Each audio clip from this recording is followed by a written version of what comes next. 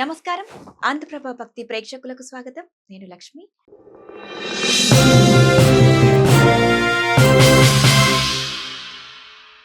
మనం పూజ కోసం ఏ గుడికి వెళ్ళినా అర్చకులు మొదట అడిగే ప్రశ్న మీ పేరు, గోత్రం చెప్పండని. నిజానికి గోత్రం తెలియని కుటుంబాలు చాలానే ఉన్నాయి. కానీ అసలు గోత్రం అంటే ఏంటి? అది ఎలా పుట్టింది? ఆ వివరాలేంటో ఈ వీడియోలో చూద్దాం. సాధారణంగా గుడికి వెళ్ళినప్పుడే కాదు, పెళ్లి, గృహప్రవేశం వంటి శుభకార్యాలు, పూజా కార్యక్రమాల సమయంలో మనం గోత్రం అనే పదాన్ని వింటుంటాం. ప్రతి కుటుంబానికి ఏదో ఒక గోత్రం పేరు ఉంటుంది.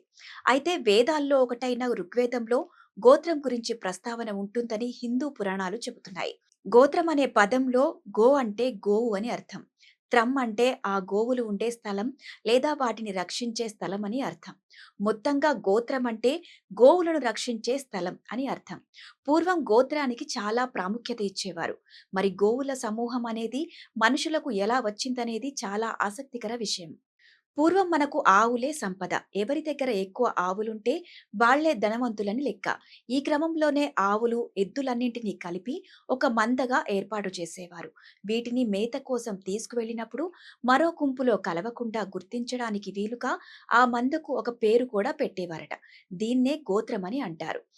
ఇక్కడ మరో ముఖ్యమైన విషయం కూడా ఉంది. ఈ గోత్రాల్లో జెనెటిక్స్ రహస్యాలు కూడా ఉన్నాయి. ఒకే గోవుల మందలో సంతాన వృద్ధి జరిగితే అవి అనారోగ్యంగా ఉండేవట. దీంతో వేరే మందతో గోవులను కలిపేవారట.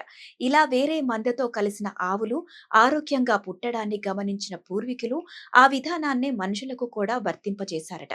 పెద్దవాళ్ళు డాక్టర్స్ మేనరికం వివాహాలు వద్దని చెప్పడం కూడా దీనికి సంబంధించినదే. ఇక గోవులన్నీ బ్రాహ్మణ కుటుంబాల్లోనే ఎక్కువగా ఉండటంతో వారి నుంచే గోత్ర విధానం మొదలైంది. ఈ క్రమంలోనే బ్రాహ్మణులు మహర్షుల పేర్లను గోత్రంగా వాడేవారు.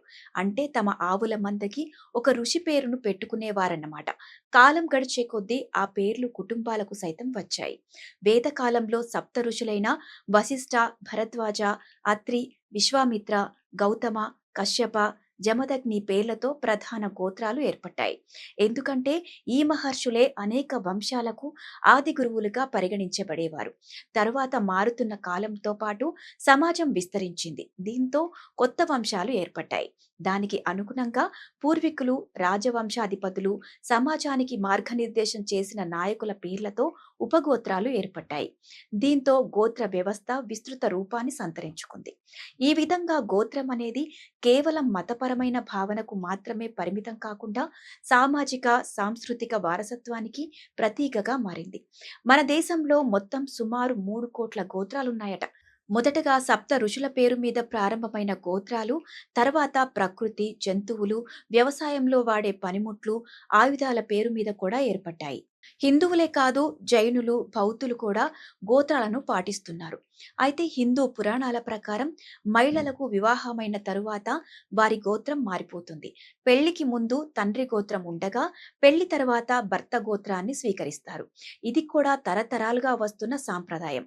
అలాగే ఇప్పటికీ బిడ్డ పుట్టినప్పుడు వారి గోత్రాన్ని పేరుతో పాటు ప్రకటిస్తారు. అయితే మొత్తంగా గోత్రం అనేది మన గతాన్ని గుర్తు చేసే బలమైన బంధం. అది పూర్వీకుల పట్ల గౌరవాన్ని పెంపొందించి వంశపరమైన అవగాహన కల్పిస్తుంది. ఇక గోత్రం తెలియని వారు విష్ణువును పూజించేవారైతే విష్ణు గోత్రమని, శివుణ్ణి ఆరాధించేవారైతే శివగోత్రమని చెప్పుకోవచ్చని పండితులు చెబుతున్నారు. అలాగే దైవగోత్రమని కూడా చెప్పుకోవచ్చని మరికొంతమంది అభిప్రాయం.